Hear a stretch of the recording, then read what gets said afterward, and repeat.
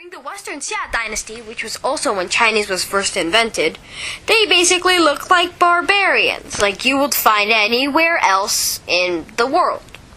Because that was all they'd gotten so far in technology.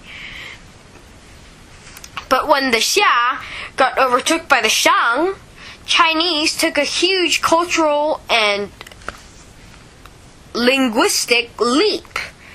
Now they looked a lot more civilized, forgoing the breech clothes for a little bit more civilized dress jacket, and tidying up their hair and their beard.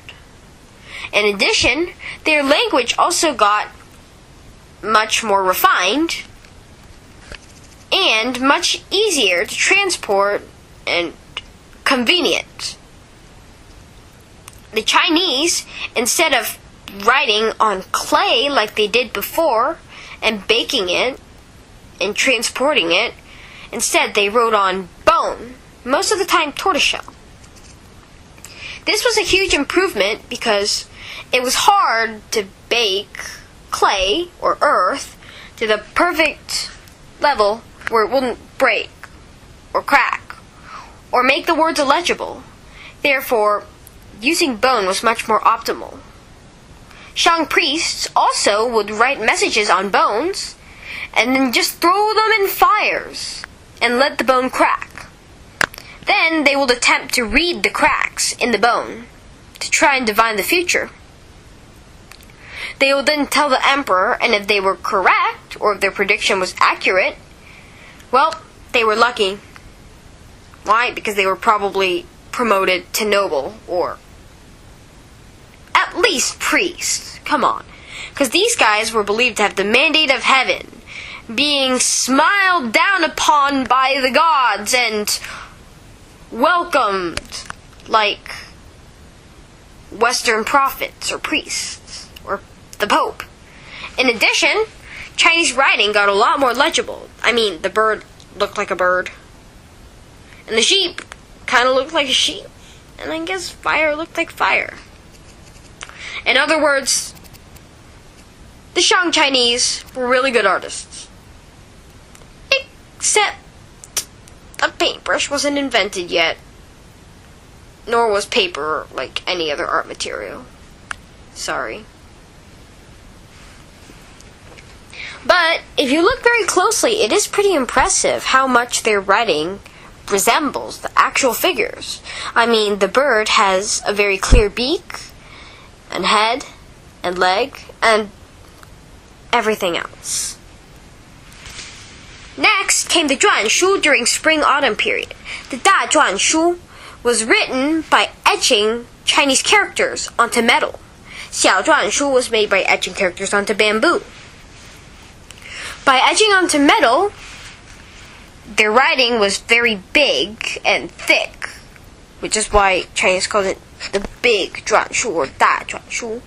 And on bamboo, their writing was much thinner, hence the name Xiao Zhuanshu or small. Also, bamboo had another great advantage. It could be rolled up into scrolls, which made it very easy to transport, most of the time by donkey or horse cart. Since only a few people in a few towns knew how to write, this was a great achievement to let more people have access to writings, which they would normally not have access to. And it would give the horse an easier job. Now, who do you think would get these bamboo scrolls? It would be either the emperor, or the nobles, or the scholars. And you know what? We're not even gonna mention the peasants. Sorry, peasants. You got no hope. But you might think the emperor, right? And the nobles, or the scholars. But definitely the emperor, because the emperor had it all. And you would be wrong. Why? Because during the spring and autumn period, there was no emperor, since it was a bunch of small states fighting for control over China. But the most important person who got these books would be the scholars, since they would write maps and give their kings tactics. Then, during the Han Dynasty, a new form of writing called Li Shu was invented. This was very important. And the most important figure was a man named Cai Lun. Why was he so important that people practically worshipped him? Well, one day he decided to put a bunch of fish net and bark and leaves and other plant matter, and he decided to grind them all up, mix them with water, and turn them into a pulp. Putting them into a box or tray with a mesh underneath, he let it sit overnight. When he woke up the next morning, he discovered that all of the mush had filtered through the mesh and became one sheet of kind of lumpy but usable paper. In fact, he invented paper. That's why everyone loved him. And his weird hat.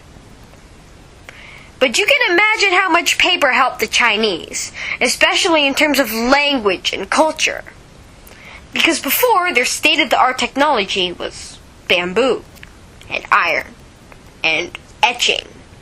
But now, he could easily write with paint on his malleable and thin and compact paper.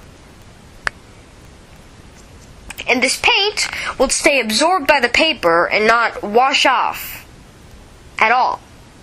Well, at least not easily.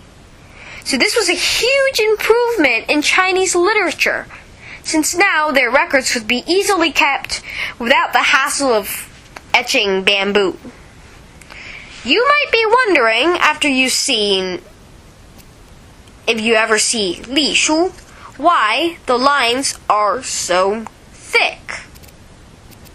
Maybe not that thick. No, a little less thick than that. That's more like it. Why Chinese was so thick at that time. Since they were using, one, a big, fat paintbrush. Before, they would be using very fine matches to etch. And now they're using paintbrushes with lots of ink on them and very little control. In addition, the paper was quite absorbent, therefore making brush strokes particularly large.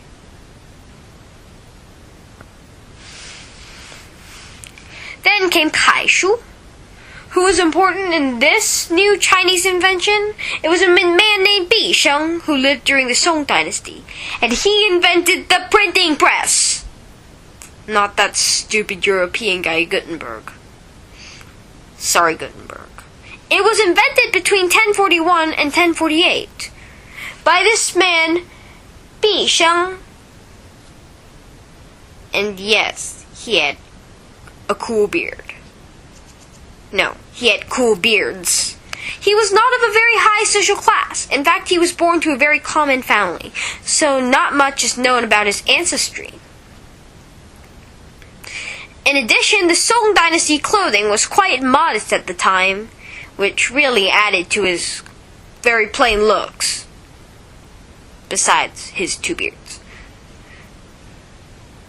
So how did he invent the printing press, or the movable type? He took a lot of sticky clay, and he carved letters, Chinese characters, into this clay.